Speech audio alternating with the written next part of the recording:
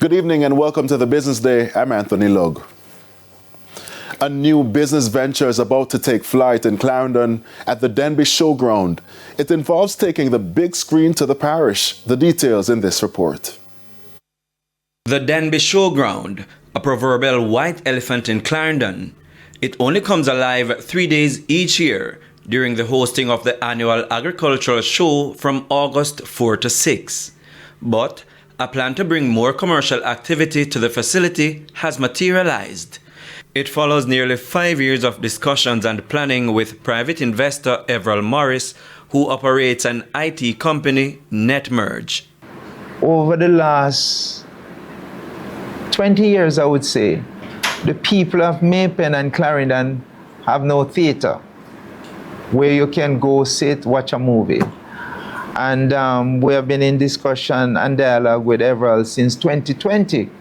We have made 2 attempts to bring a drive-in theater into Maypen. We had some challenges, we had COVID challenges, and we got pushback. The first screening at this drive-in theater will be on December 20. Denbigh Showground was a good location because it's a well-known location and we wanted to do it at the showground. So I'm happy to relate that we are able to, get everything together and we are on track to have the first screening to take place on the 20th of December. While drive-in concept is not new to Jamaica, it is new to Clarendon, and the authorities and investors hope this will add to the entertainment offerings in the parish capital, Maypen, that at present is very limited with nightlife activities. Sit in your car, we'll tell you what dial to put your radio on, and you could listen inside the comfort of your car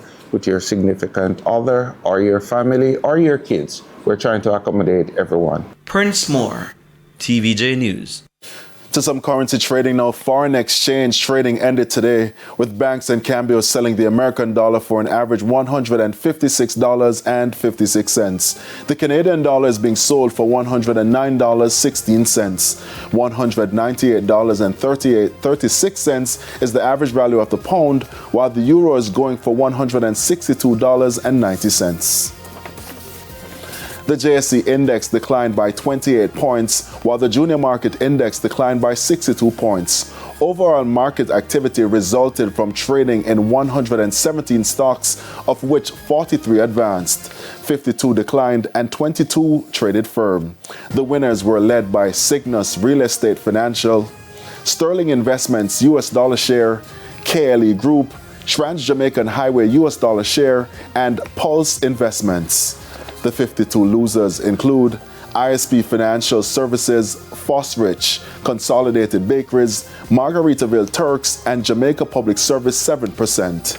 22 stocks traded firm.